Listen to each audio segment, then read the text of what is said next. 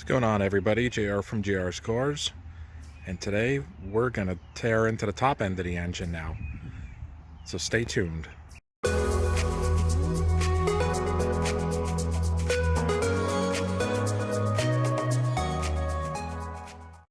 Alright everyone, so before I do everything in the bottom end, I'm gonna take the valve cover off. I want to take a look at the top end of the engine and see what we got. See if there's any shavings or anything like that up in the top end of the engine too. So, it's gonna kind of give me a little bit better story of what's going on with this thing. I mean, obviously, you saw in the previous video, you could check it out up here. We saw in a previous video that the bottom end, the rod bearing for number one was definitely spun. And you saw the copper shavings and everything in the oil pan and everything else too. So I'm gonna get to that, but I definitely want to do the top end first. Make sure that I'm not doing all this work just to find out that there's a whole bunch of shavings up in the top end of the engine that I missed, and all that stuff is going to get thrown back into the oil. So I'm going to start tearing this apart, and we're going to replace that valve cover gasket too. So the first thing we got to do here is obviously take this off. I already had it loose, so I just take it off, get it out of the way. Now I already have the coils out. From the previous video, you could see that I have all the coils out of here. I loosened up the plugs already, but the plugs are in there just to keep them in and make sure that nothing gets down into the cylinder. So what I'm going to do is I just have to move some of this wire harness out of the way. If you look here, there's a bolt here, there's a bolt there. This whole wire harness for the coils, which I actually have here. I might just take them off and just leave them. I'm going to get them out of the way. I'm going to get this out of the way here. This is more wiring that goes over to the high pressure fuel pump here. And then we're going to start taking bolts out, and we'll get this valve cover off. So I'm going to start by removing some of this wiring here, and then we'll come back. Okay, now that all the wiring is out of the way, what we have to basically do is we have to take the lines, the fuel lines going from, excuse me a sec here, this metal line, and then this hose here, which is connected to the high pressure fuel pump here. Now, I don't have the special tool to depress these here. So there's one on each side. Basically, it's this little green button here. I don't have a special tool, it's a little plier that has two little tangs on the end of it, basically, which would push these two together and then allow you to pull it out. So what I did, I just took these guys here, I put one on both sides, pushed them in, and then I pulled it out. But you have to make sure that when you're doing this, you put a rag over top of it, because you're going to get fuel squirting out of here. All right, so I did that. I'm going to loosen this up now, and then I'm going to remove the fuel pump from here, and then remove the bolts, all the bolts around the valve cover, and then we should be good to go to take this off after removing this clip here for the vacuum line, and this clip here that goes into the PCV valve. Okay, so this is what that fuel pump looks like. Okay, everyone, so now that I have this all apart here, we can kind of take a little better look. What I'm seeing is it's very, very, very few fine shavings in there. Really, I mean, that's like the worst of it that I've seen. I've been looking at this all up and down to see what it looks like, and that's pretty much what I'm seeing here. That's like the worst of it, right in the center. Everything else, I mean, the lobes look pretty good. The lifters look good too, so I'm not really seeing anything with the lifters that would concern me. The only thing I'm kind of seeing here, this is the number 2 intake lobe. It's a little burnt right there, but it's not scored, and it doesn't feel worn, and it doesn't feel like it's any different than any one of these other lobes. Obviously intake and exhaust lobes are going to be a little bit different, but I'm not really seeing any difference. I mean, all the intake ones kind of look like that too. They just got a little bit of a marking on them like that.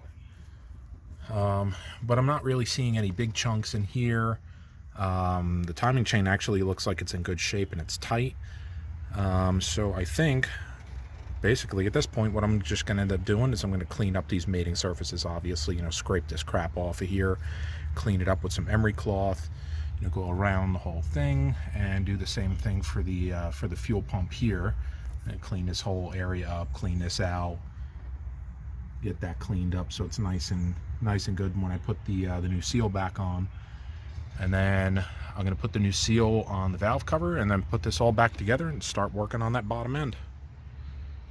Just to point this out here, you have to make sure that when you put the valve cover back on that you clean this area off here, but you put a little dab of RTV in there, because this is where the timing cover meets the engine block, and you want to make sure that that seam is sealed up too. So you just put a little dab of RTV in there and you should be good.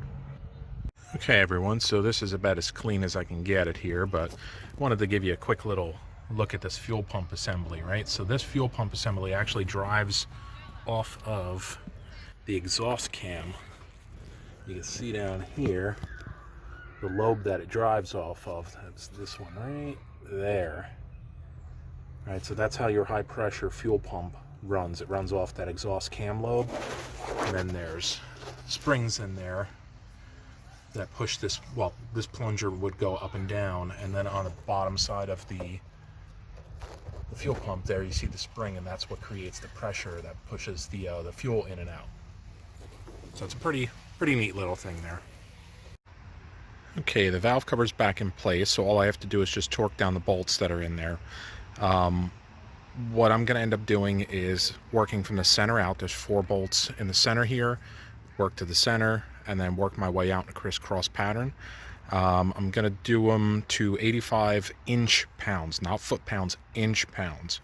I usually do it in 2 sweeps. I'll do like 45 inch pounds and then I'll go to 85 inch pounds, and then go from there.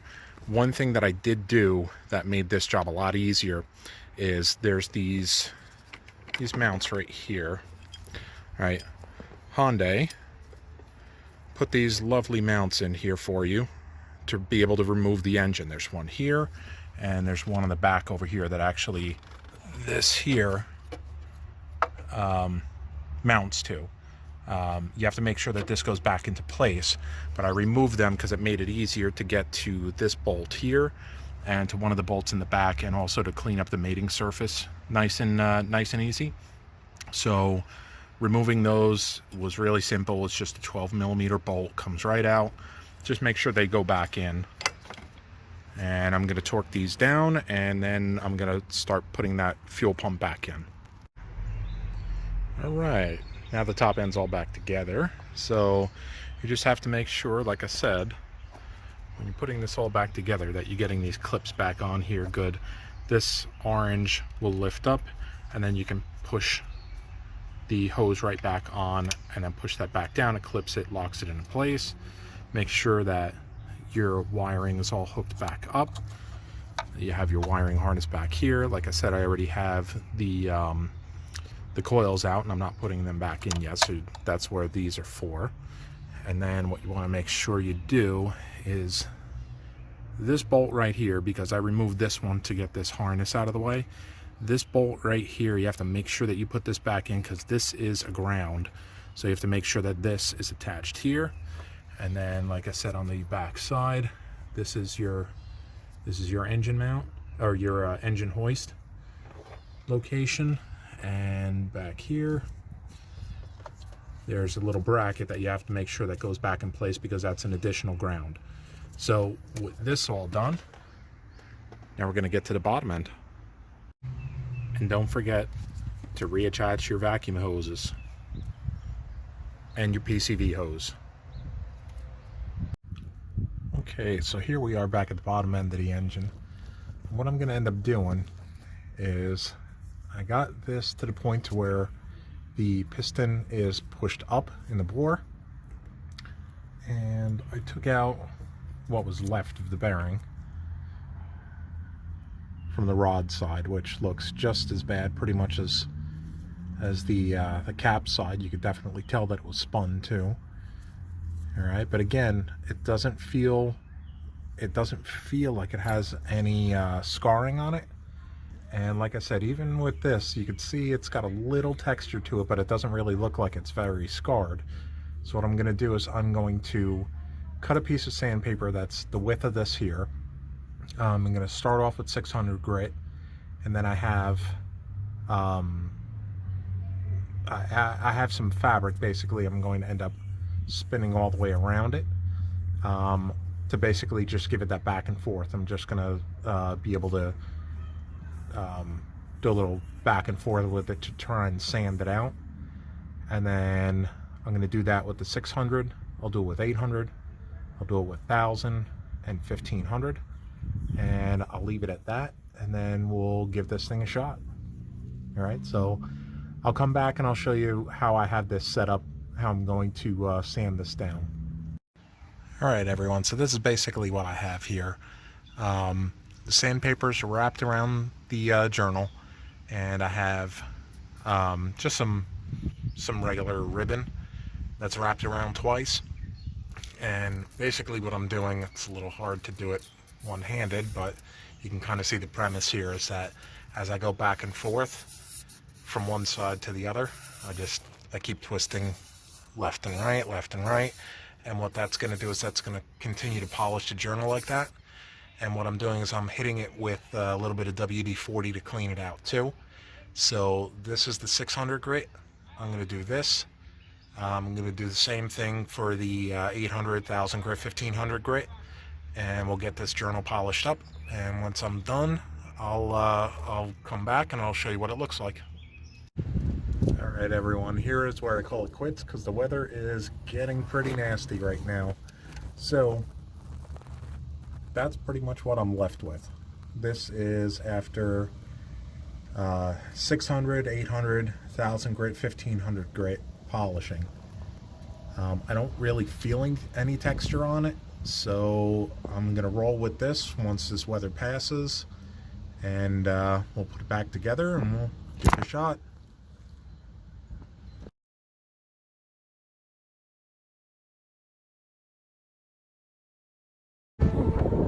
This is what I'm talking about. That weather turned real quick. So I'm getting inside, and we're going to come back to you tomorrow, and I'm going to put the bearings in, and we're going to see if we can get everything put back together tomorrow, and we'll see what happens. All right, so stay tuned for episode number 3, and hopefully, fingers crossed, that's going to fix our problem.